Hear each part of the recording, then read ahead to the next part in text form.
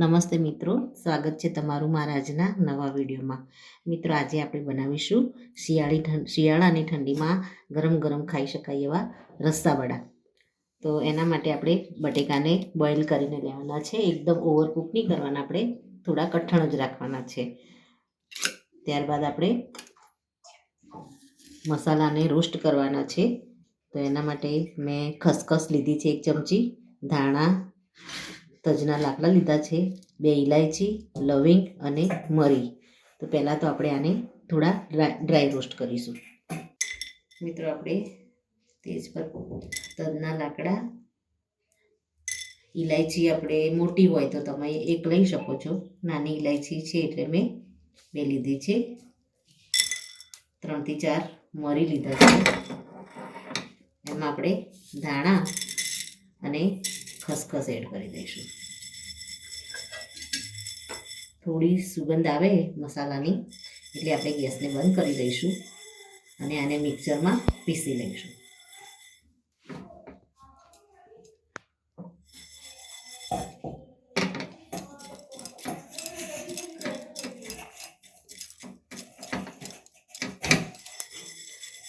મિત્રો, આપણે હવે ગેસને બંધ કરી દઈશું અને મસાલાને થોડો ઠંડો થવા દઈ. સુગંધ સરસ જ મસાલાની આવવા લાગી છે.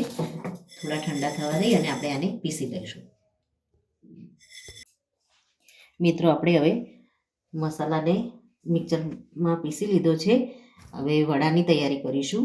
તો બટેકાને આપણે થોડા રફલી કટ કરી લઈશું. આપણે બોઇલ કરેલા છે એટલે આપણને મેશ કરવામાં પ્રોબ્લેમ ના થાય, એટલે આપણે આ રીતે ઝીણા ઝીણા કટ કરી લઈશું.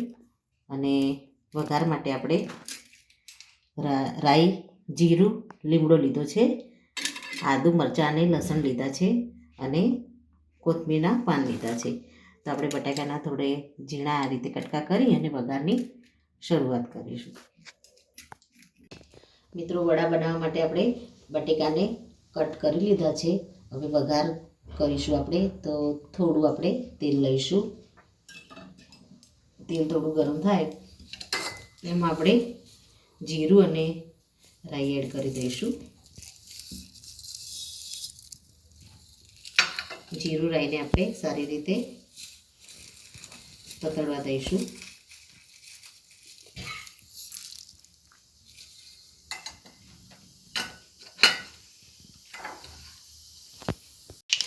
મિત્રો, હવે આપણે લીમડો એડ કરી દઈશું. આદુ, મરચાં અને લસણ એડ કરી દઈશું. વઘાર આપણો વધારે થઈ જાય તો આપણે ગેસને બંધ કરી દઈશું. થોડી આપણે હિંગ એડ કરી દઈશું. ત્યારબાદ કોથમીર એડ કરી દઈશું.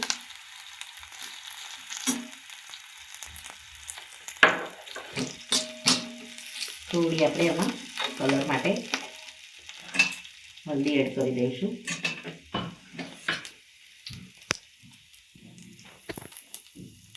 ત્યારબાદ મીઠું એડ કરી દઈશું ટેસ્ટ મુજબ.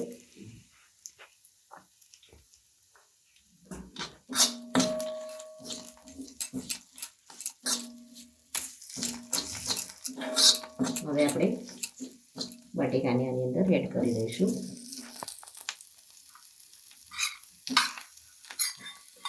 બટેકાને આપણે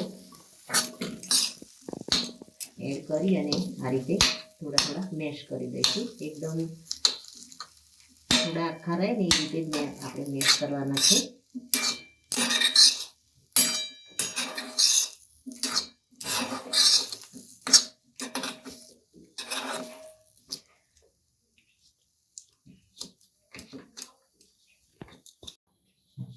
મિત્રો, આપણે બટેકાને ક્રશ કરી દીધા છે વડા માટે. હવે આપણે ગ્રેવીની તૈયારી કરીશું. તો ગ્રેવી માટે આપણે એક નોનસ્ટિક લઈ લઈશું. એમાં આપણે થોડું તેલ એડ કરી દઈશું.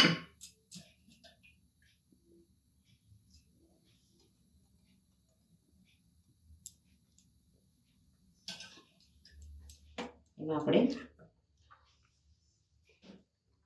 આદુ અને લસણને આખા એડ કરી દઈશું. ત્યારબાદ એક મીડિયમ સાઇઝની ડુંગળી લીધી છે, એને આપણે આની અંદર એડ કરી દઈશું.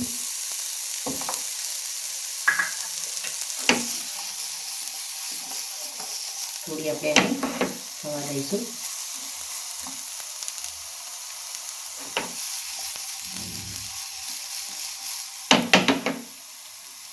આપણે એક મીડિયમ સાઇઝનું ટામેટું લીધું છે, એને આપણે આની અંદર એડ કરી દઈશું.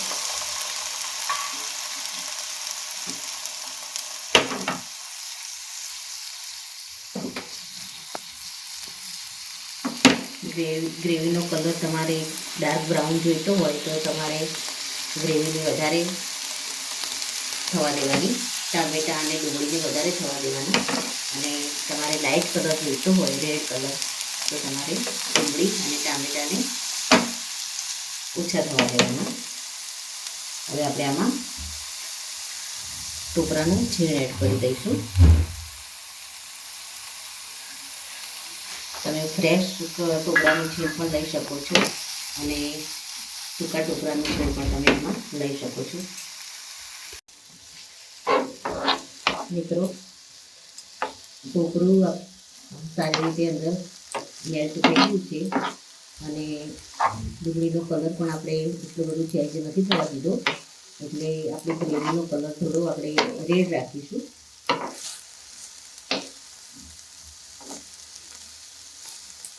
થોડું આપણે મીઠું એડ કરી દઈશું.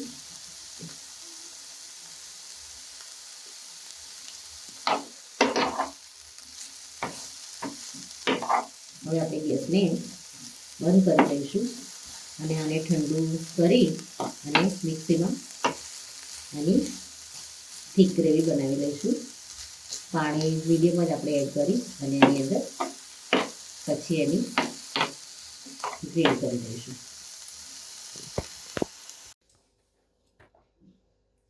મિત્રો, આપણે હવે કરીને વઘારવાની શરૂઆત કરીશું.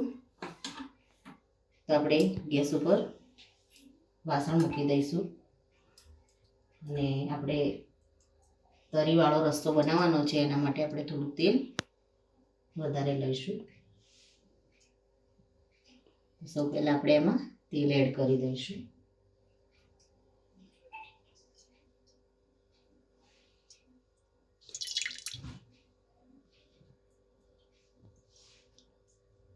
હવે આપણે તેલ આવી જાય એટલે આપણે એમાં જીરું એડ કરીશું.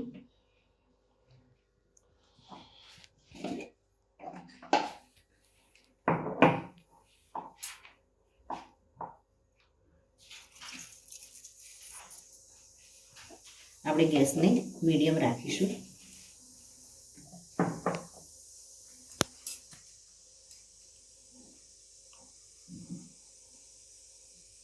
આમાં તમારે હિંગ એડ કરવી હોય તો તમે કરી શકો છો. આપણે હિંગ ગ્રેવીમાં એડ કરી છે એટલે આમાં આપણે હિંગ એડ નહીં કરીએ.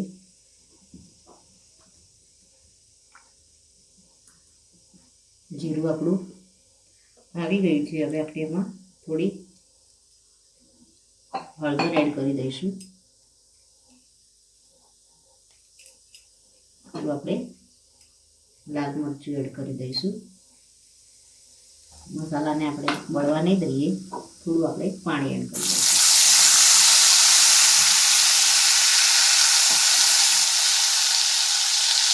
હવે આપણે જે ગ્રેવી બનાવીને રાખી છે એને આપણે આની અંદર એડ કરી દઈશું.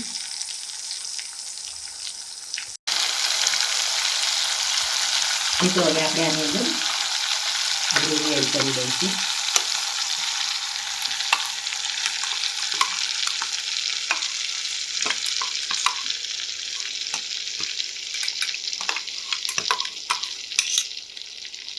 થોડી આપણે આને ચલાવી લઈશું.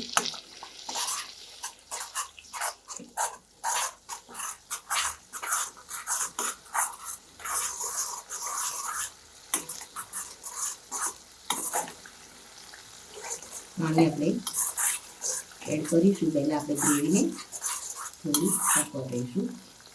આપણે જે મિક્સરમાં આપણે ગ્રેવીને ક્રશ કરી છે એમાં અત્યારે થોડું પાણી લઈ અને એનો બધો જ મસાલો આપણે આની અંદર પાણી સાથે લઈ લઈશું.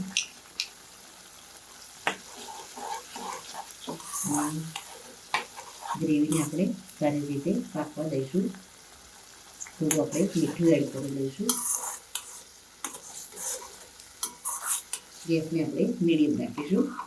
ઢાંકી અને 2 થી 3 મિનિટ આપણે ગ્રેવીને થવા દઈશું.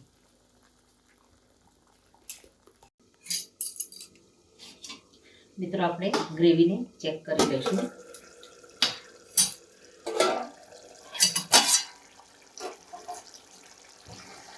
ગ્રેવીમાં સારું એવું ઉપર તેલ આવી ગયું છે મિત્રો.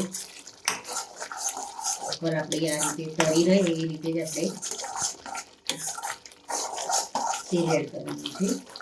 હવે આપણે જે મસાલો આપણે ડ્રાય રોસ્ટ કરી અને મિક્સરમાં ક્રશ કર્યો હતો એને આપણે આની અંદર એડ કરી દઈશું.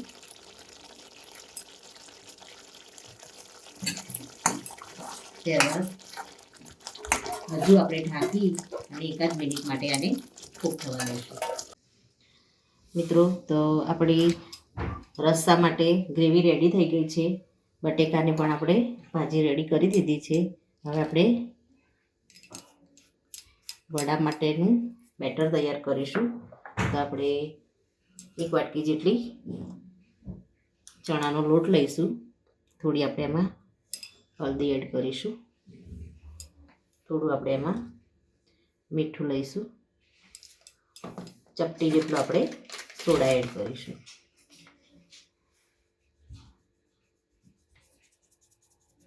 ત્યારબાદ થોડું પાણી એડ કરી અને આપણે ગોળ તૈયાર કરી દઈશું. બેટરને આપણે એકદમ પતલું નથી બનાવવાનું અને એકદમ થીક નથી બનાવવાનું, માપનું.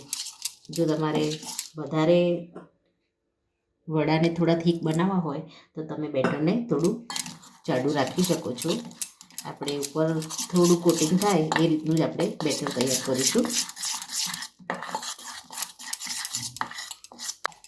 મિત્રો વડા માટેનો બેસનનો ગોળ આપણો રેડી થઈ ગયો છે. આપણે આ રીતનો ગોળ તૈયાર કરીશું. એકદમ પાતળો પણ નહીં, એકદમ જાડો પણ નહીં.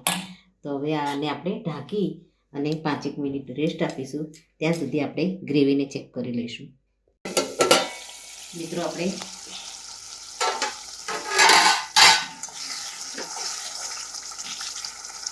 ગ્રેવી સરસ એવી કૂક થઈ ગઈ છે. હવે આપણે એમાં રસ્સો કરવાનો છે એટલે એમાં પાણી એડ કરીશું.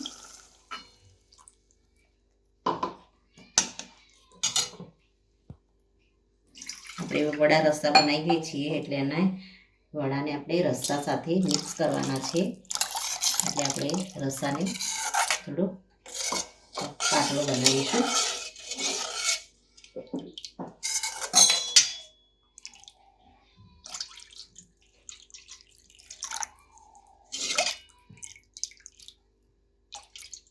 થિકનેસ આપણે બસ આ રીતની રાખીશું. ઉપરથી આપણે ધાણા એડ કરી દઈશું, ઝીણા સમારેલા. અને આને ઢાંકી અને ઉભરો આવવા દઈશું. અને આપણે બટાકાનું જે ભાજી તૈયાર કરી છે એમાંથી આપણે વડા તૈયાર કરીશું. મિત્રો આમાંથી આપણે થોડો માવો લઈ અને આપણે આ રીતના આપણે એકદમ થોડા અંદરથી ક્રન્ચી જ રાખ્યા છે. એકદમ તમે મેશ કરી દેશો તો વડા બનાવવામાં તકલીફ પડશે, એટલે આપણે થોડા આખા જ રાખ્યા છે. અંદર આપણે આ રીતનો થોડો ટિક્કી જેવો શેપ આપી અને ચણાના ગોળમાં ડીપ કરી અને આપણે આને મીડિયમ તેલ ઉપર ફ્રાય કરી દઈશું. તો આપણે માપના આ રીતે બધા વડા તૈયાર કરી દઈશું. મિત્રો આપણે રસ્સાને ચેક કરી લઈશું. તો રસ્સો આપણો એકદમ સરસ બરાબર થઈ ગયો છે. આપણે ગેસને બંધ કરી દઈશું અને આપણે વડાને તળવાની શરૂઆત કરી દઈશું. મિત્રો આપણા વડા બનાવીને આપણે તૈયાર રાખ્યા છે. તો હવે આપણે એમાંથી એક વડું લઈ લઈશું અને આમાં ડીપ કરી દઈશું.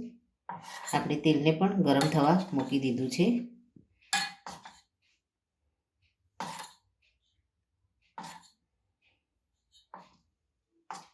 આપણે ધીમે રહીને ઉઠાવી અને આપણે તેલ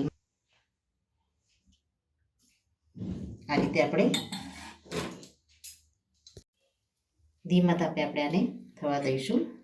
એ જ રીતે આપણે બીજા વડાને પણ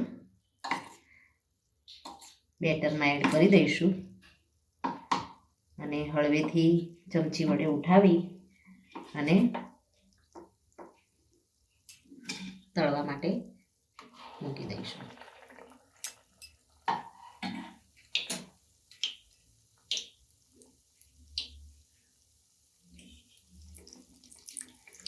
થોડા નીચેથી તળાય એટલે પછી આપણે આને આ રીતે હળવા હાથે ફેરવી લઈશું.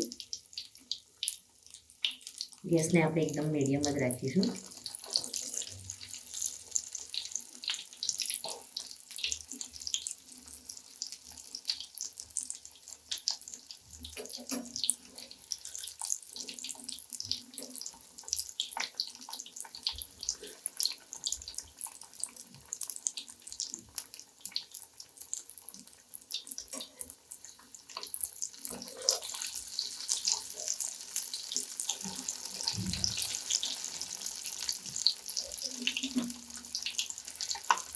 આ રીતે ધીમે ધીમે એને ફેરવી ઉપરથી થોડા કલર ચેન્જ થાય એટલે આપણે આને બહાર લઈ લઈશું. ચારે બાજુથી આપણે આને સારી રીતે ફ્રાય કરી લઈશું.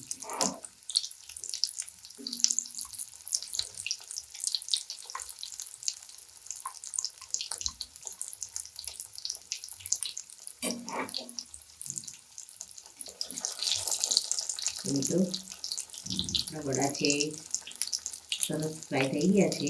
આપણે આને કાઢી લઈશું અને આ જ રીતે આપણે બધા જ વડાને ફ્રાય કરી લઈશું.